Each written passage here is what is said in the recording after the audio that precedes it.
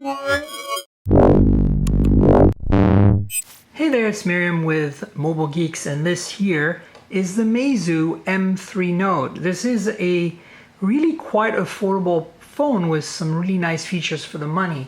It's available in India. This is actually the Indian version. And Meizu wanted to send me one here in the US, which is a bit of an odd fit since I don't think it's officially sold here in any way, capacity. So obviously keep that in mind, because if you were to import this to the US, for example, the first thing you'll notice is there's no LTE support. Despite this having LTE, the bands are not compatible with the US. But let me walk you through the phone and tell you a little bit about my experience using it. So as you can see in the front is a really quite beautiful IPS panel. It is a 1080p panel, 5.5 inches. And it has some contrast ratio issues, but overall has really nice poppy colors, looks really great. You know, viewing angles are decent. A little bit of fading and bluing of the color, but it's a nice display. It's nice and crisp. Very much what you expect from IPS.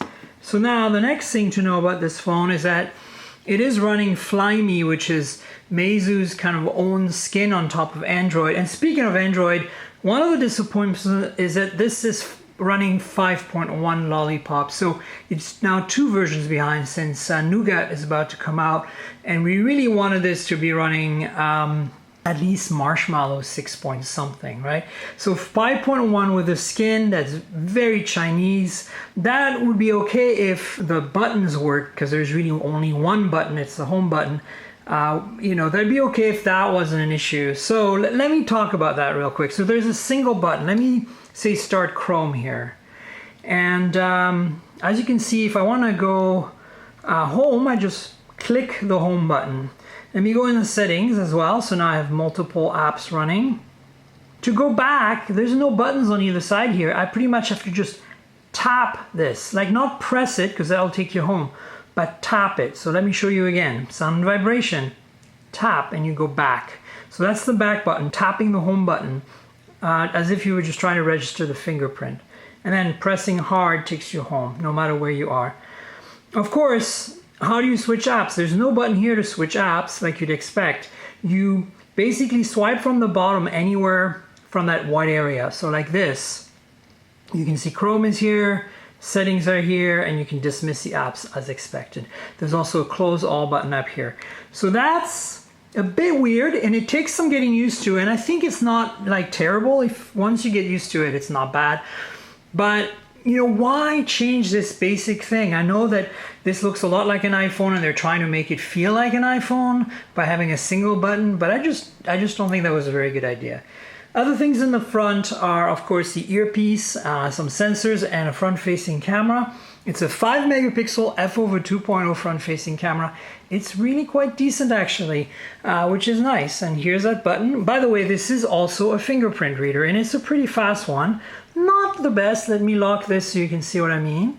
So if I click, there we go. So it's, you know, maybe kind of like the first generation, but it does work on both my thumbs and reliably, which is good. So, so the back has kind of an aluminum unibody finish, except for these end caps that are plastic. So this is very similar to the Honor 5X, right?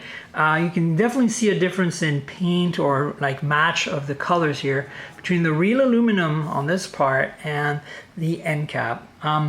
And of course, that's where the antennas and stuff live. But it's well finished. There's some chamfered, polished edges here around the camera and the flash, and around the buttons here, as you can see. Meizu logo, dual LED, dual color flash, and a 13 megapixel autofocus camera with f/2.2 lens. No OIS here, but there is phase autofocus, which is phase detection, which is nice. On the left-hand side here is a SIM tray. This is a dual SIM phone, and so the SIM tray is for 2 nano SIMs or 1 nano SIM and a micro SD card. On top, there's a headphone jack with a secondary microphone. And on the right hand side, you have the volume rocker and a power lock key. And as you can see, there's a nice little machine indent between these two, so you can tell them apart. It's really well done. On the bottom, looks a lot like an iPhone again, but really only one of these is a speaker, and you have a microphone, and then micro USB and the 2 screws, very iPhone-like here. So I think that was kind of the idea. You know, Meizu is copying Apple here in design and also wanted an experience that was very Apple-like in terms of the UI. It's very heavily skinned. It has no app tray, and of course, the settings look kind of similar to the pull from the bottom on the iPhone. But the other thing is the volume rocker lets you change the media volume. You cannot change the ringer volume or silence the phone when you're like this. You'd think that the media volume would only appear when you're listening to music or something or watching videos, but it's always there. So you pretty much have to go through the effort of silencing with the mute button here, or adjusting the volumes by actually going into sound settings, which is a real pain. Wherever the sound settings are right now, there you go, sound and vibration. So you have to go into this volume screen and adjust your ringtone here. So that is a miss in my opinion. That's one of the biggest hassles for those of you who like to change your volume or silence your phone easily from the volume rocker, and against the Android default behavior for that matter. Again, I know this is, you know, maybe what they were going for, having kind of a custom experience. But look, Android is Android, and really it's a much better experience once you use Android and you're used to it, to have a kind of some similarity between devices. So let's talk about the specs a little more. You're probably wondering what's inside of this phone. And then, you know, when I give you the price at the end, that'll kind of be the kicker, I guess. It has a Helio P10 from MediaTek. That's an octa-core processor. It's a mid-range processor. It does have 2 gigs of RAM with 16 gigs of storage, or 3 gigs of RAM and 32 gigs of storage. My version is a 16 gig, 2 gigabyte version. Remember, there's micro SD to expand, but you have to give up one of the nano SIMs. And then in terms of battery, there's a massive battery in here. It's a 4100 milliamp hour battery. And let me tell you that it's amazing, because you can go easily 2 days with this phone, especially with these mid-range specs and only a 1080p display. Kind of reminds me of the Mate 8 in some ways, because the Mate 8 obviously is a much higher end, but it can go forever. And in fact, for me, the Mate 8 lasted me an easily 2 days when I was at Mobile World Congress, which was really amazing. So, you know, obviously if you put Google Now Launcher on here and the Android keyboard, you get a little closer to a real Android experience, but still this single button and the volume rocker not changing the call volume is still definitely gonna be a hassle. So just be aware of that if you get this phone, because here's the kicker. You know, this phone is perfectly serviceable. Everything about it is half decent. It's not great, but it's good. The screen kind of stands out a little bit at first, and the general build quality, industrial design, if you can live with having an iPhone copycat, very much in line with the spec sheet on the Honor 5X, in that, for that matter.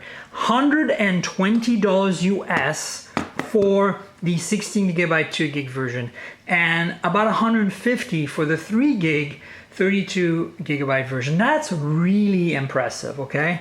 So if you're on a budget, this is yet another entry in that $150 range that will, you know, compete with the Honor 5X, etc.